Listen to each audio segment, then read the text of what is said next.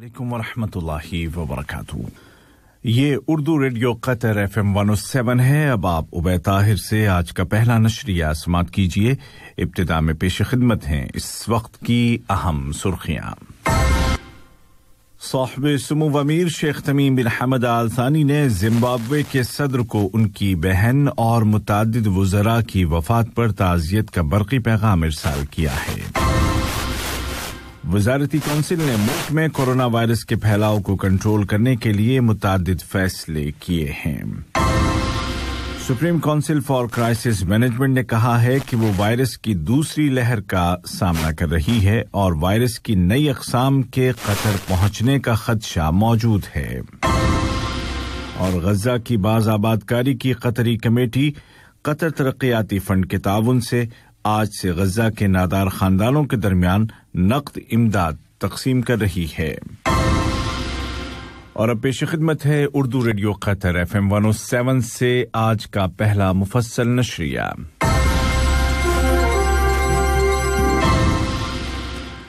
बिस्मिल्लाहिर्रहमानिर्रहीम।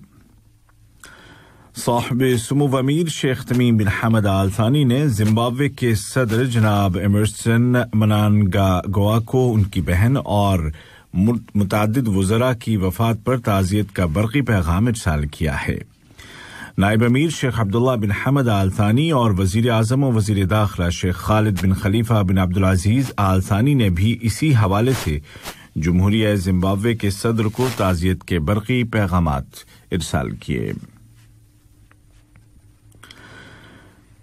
वज़ारती कौंसिल ने दीवान अमीरी में बुलाए गए अपने मामूल के इजलास में वज़ीर सेहत की जानिब से कोरोना वायरस के मुतालिक ताज़ा रिपोर्ट और क्राइसिस मैनेजमेंट कमेटी की जानिब से पाबंदियों को दोबारा लगाने के मुतालिक तैयार करदा हिकमत अमली सुनने के बाद सभी की सेहत और सलामती की खातिर मुतअद्दिद फैसले किए हैं और कुछ पाबंदियां दोबारा लगा दी हैं और सोशल गैदरिंग, फैमिली विजिट्स और विंटर कैंप्स में अफराद की तादाद को महदूद कर दिया है। इसी तरह shopping malls, restaurants, beauty parlours और बार्बर शॉप्स की कैपेसिटी को भी कम कर दिया गया है। काबीना ने जोर देकर कहा कि वजारत सेहत की जानिब से बताई गई एहतियाती तदाबीर और सेहत के उसूलों की पाबंदी करना लाजिमी होगा और वजारत दाखिला, वजारत सेहत, वजारत तिजारत और सनत और दीगर हुकूमती इदारे अपने अपने दायरे में इन पाबंदियों पर अमल दरामद पर नजर रखेंगे।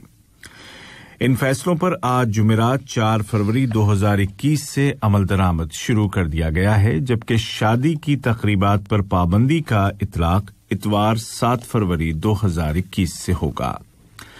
काबीना ने वाज़ेह किया कि तालीमी सिलसिला और तमाम स्कूलों में कामकाज की मौजूदा सूरत हाल ही जारी रखी जाएगी। इसी तरह मुल्क में आने जाने और सफर और क्वारंटीन की पॉलिसी में भी कोई तब्दीली नहीं की जा रही है, जबकि ग्रीन लिस्ट को हेल्थ मिनिस्ट्री की जानिब से गाहे गाहे अपडेट किया जाता रहेगा। कैबिनेट ने कतरी शहरियों और यहां मुकीम अफराद से पुरजोर अपील की है कि वो इस वबा की रोकथाम के लिए लगाई जाने वाली इन एहतियाती पाबंदियों पर पूरी तरह से अमल करें ताकि किसी को भी वबाई अमराज के कानून के तहत सजा का सामना न करना पड़े। Supreme council for crisis management ने कल रात एक मुश्तरका प्रेस कॉन्फ्रेंस की, जिसमें वजारत सेहत, वजारत दाखिला और वजारत तिजारत और सनत के अहलकारों ने कोरोना वायरस की ताज़ा तरीन सूरत हाल और उसकी रोकथाम के लिए नए इक़दामात का ऐलान किया। वजारत सेहत में मौदी अमराज के शोबे के सरबराह और कोविड-19 की रोकथाम के लिए तश्कील दिए गए नेशनल स्ट्रेटेजिक ग्रुप के सदर डॉक्टर अब्दुल लतीफ अल खाल ने कहा कि हालिया दिनों में कोविड-19 के केसेस में इजाफा मुल्क में वायरस की दूसरी लहर का मुमकिना इशारा हो सकता है। उन्होंने कहा कि वजारत सेहत वायरस के फैलाव का अंदाजा 6 इशारियों से लगाती है और फिर मुनासिब फैसले करती है। वजारत दाखिला की नुमाइंदगी करते हुए पब्लिक रिलेशन डिपार्टमेंट के डायरेक्टर और क्राइसिस मैनेजमेंट कमेटी के रुकन ब्रिगेडियर अब्दुल्ला खलीफा अल मुफ्ताह ने कहा कि एहतियाती तदाबीर की खिलाफवर्जी करने वालों को पकड़ने के लिए गश्ती पार्टियों की तादाद में इजाफा किया जा रहा है, جبکہ وزارت تجارت و صنعت کے معاون انڈر سیکریٹری جناب صالح الخلیفی نے کہا کہ متعدد تجارتی دکانوں کی گنجائش میں کمی کی جا رہی ہے۔ دوسری جانب ہیلتھ منسٹری کی جانب سے جاری کیے گئے اعداد و شمار کے مطابق کل ملک میں کورونا کے 396 نئے کیسز رجسٹر کیے گئے، جبکہ 191 افراد اس بیماری سے ریکور ہو گئے ہیں۔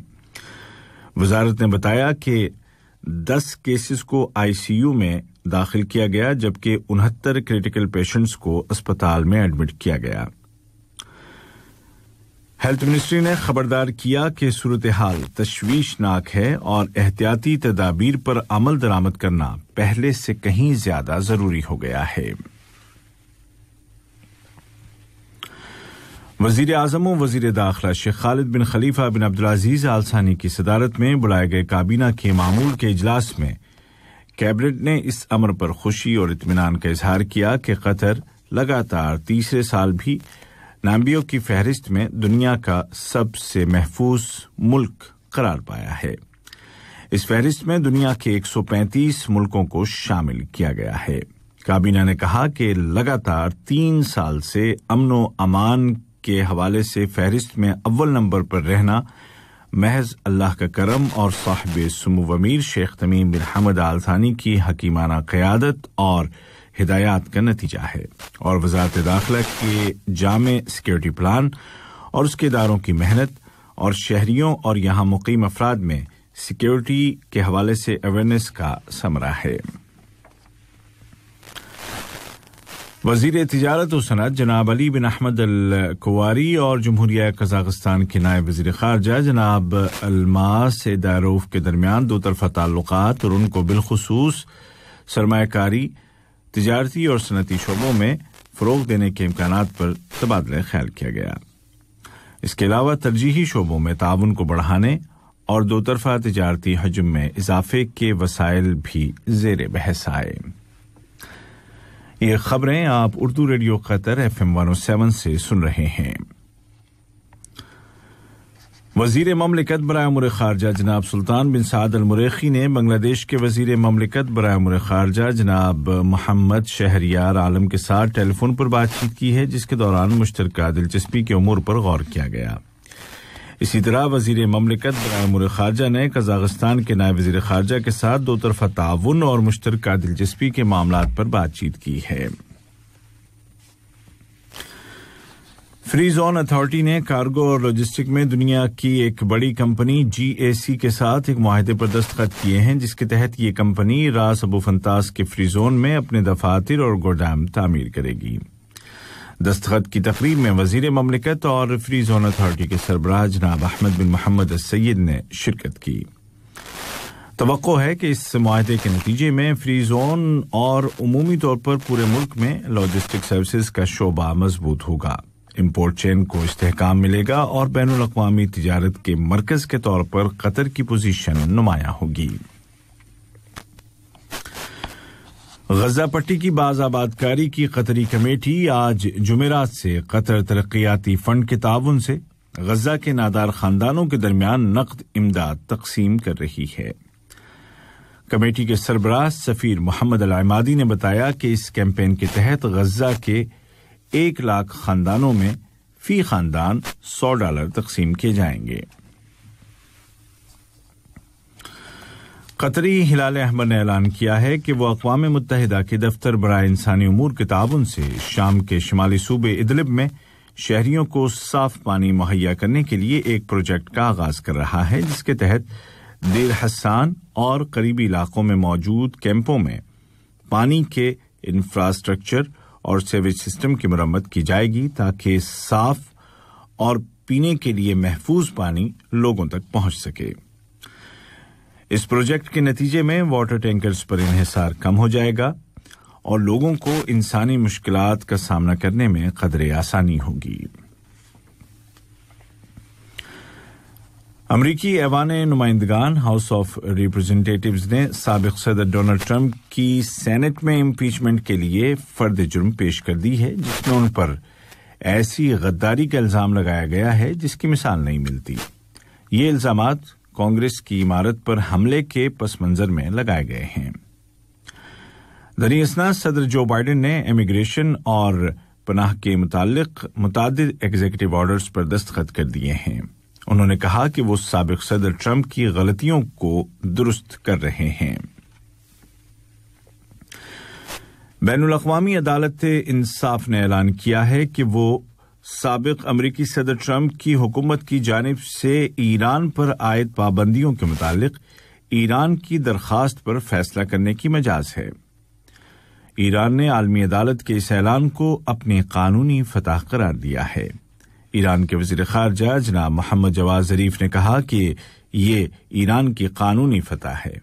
انہوں نے مزید کہا کہ ایران نے عالمی قانون کا پوری طرح احترام کیا ہے اور اب وقت آ گیا ہے کہ امریکہ بھی اپنی بین الاقوامی ذمہ داریوں کا پاس و لحاظ کرے۔ آج کا پہلا نشریہ ختم ہونے سے قبل اس وقت کی اہم سرخیاں ایک مرتبہ پھر سن لیجیے۔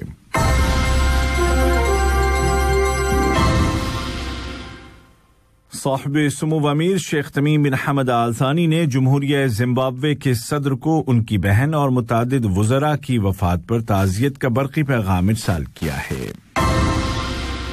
قطری وزارتی کونسل نے ملک میں کورونا وائرس کے پھیلاؤ کو کنٹرول کرنے کے لیے متعدد فیصلے کیے ہیں۔ Supreme council for crisis management نے کہا ہے کہ وہ وائرس کی دوسری لہر کا سامنا کر رہی ہے اور وائرس کی نئی اقسام کے قطر پہنچنے کا خدشہ موجود ہے۔ اور غزہ کی باز آباد کاری کی قطری کمیٹی قطر ترقیاتی فنڈ کے تعاون سے آج جمعرات سے غزہ کے نادار خاندانوں کے درمیان نقد امداد تقسیم کر رہی ہے۔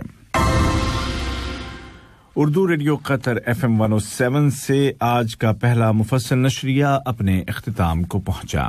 ہمارا دوسرا نیوز بلیٹن شام ٹھیک 7:30 بجے پیش کیا جائے گا۔ آج کے اس بلیٹن کو آپ تک پہنچانے میں ہماری تکنیکی معاونت کی محمد حسن سوڈانی نے۔